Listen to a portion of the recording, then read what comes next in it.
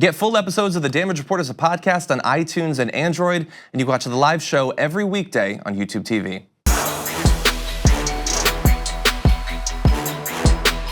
Donald Trump hates the media, we know that, we've known that for a very long time, but there's certain types of media that he hates even more. None more than Jim Acosta, but after Jim Acosta, then suddenly you have black female reporters.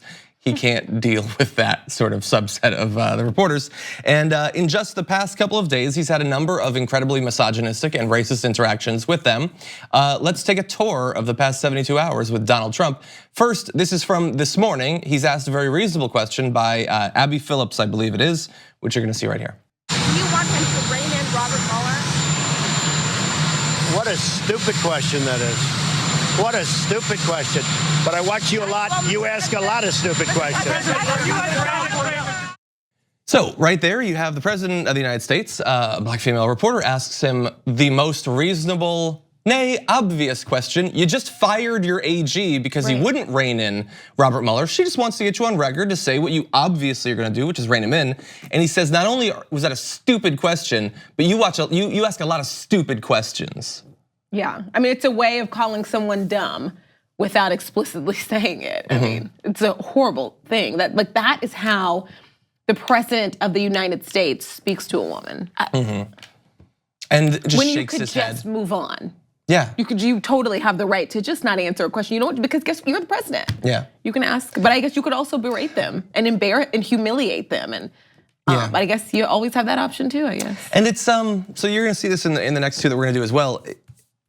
You never know with him how much is strategy and how much is honest. Like I think the interaction he had with Jim Acosta seems like the sort of interaction he wanted to have with Jim Acosta a couple days ago. He wants to brawl with him, he's fake news, blah, blah, blah. It's a good narrative for him.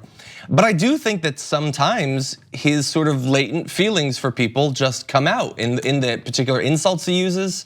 Like he calls only black people low IQ. That is the only people that get that particular designator from him. And it could be that he sat down and said, this is a good strategy, or it could be that he's just being honest. And I think that we're seeing that with these as well. It also happens to be an old racist trope. So they match, but you know. Well, let's see some more. Okay. So Yamiche Alcindor for PBS's NewsHour had a question at that press conference a couple of days ago, and here's how that played out. Hi, Mr. President. Yamiche Alcindor with PBS NewsHour. On the campaign trail, you called yourself a nationalist. Some people saw that as emboldening white nationalists. Now people are also saying that the president. It's such a racist There question. are some people that say that now the Republican Party is seen as supporting white nationalists because of your rhetoric. What do you make of that? I don't believe it. I don't know. Why do I have my highest poll numbers ever with African Americans? Why do I have among the highest poll numbers with African Americans? I mean, why do I have my highest poll numbers? That's such a racist question. Honestly, I mean, I know you have it written down and you're gonna tell me.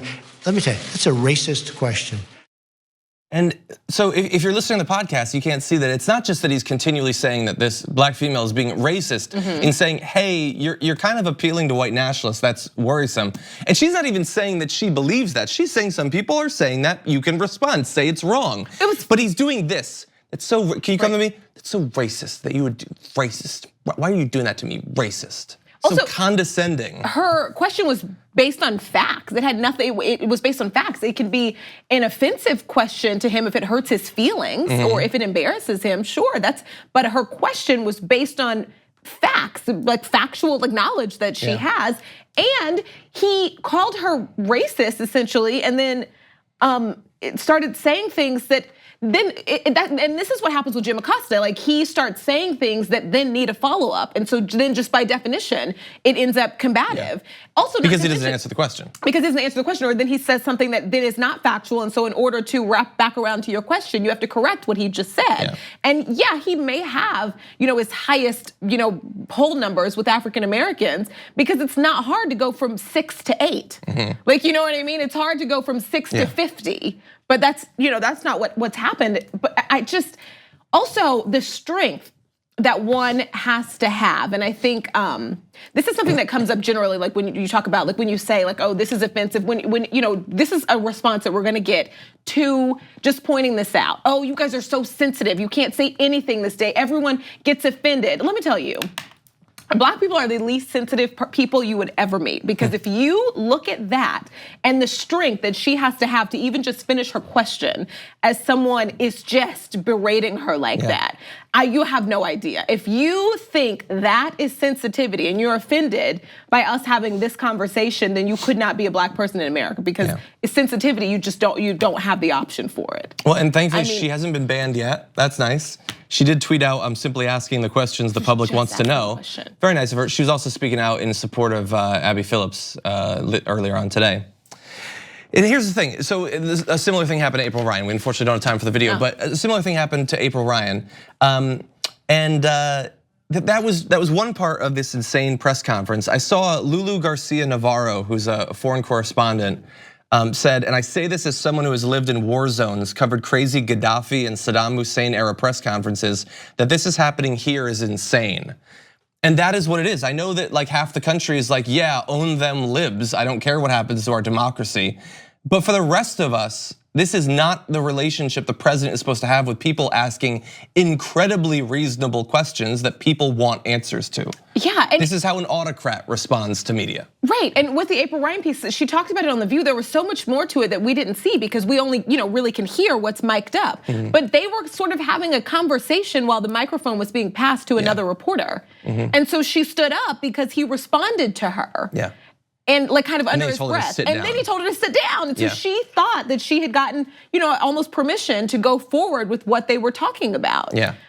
So and remember, as all of this is going on, they also banned a reporter from the White House for asking questions. They used fake news, a doctored video from a conspiracy theory website to justify banning him. And I know that people online love to say that they're in support of the First Amendment and protecting free speech and things like that. This is when you need to do that, not in protecting like the harassment campaigns of conspiracy theorists on Gab or something. This is when the government is actually cracking down on the First Amendment and free speech rights. It would be great for everyone to be unified in their opposition to these moves. And don't forget that press works for all of us. Like they are an extension of us when asking these questions and giving these facts and correcting lies. Yeah, it would be nice for more people to acknowledge that. Thank you very much for watching this clip from The Damage Report. If you liked it, don't forget to subscribe to this channel and ring the bell on YouTube to get notifications of our new videos. And of course, you can catch the full Damage Report live every weekday at 1 p.m. Eastern, 10 a.m. Pacific on TYT Network on YouTube TV.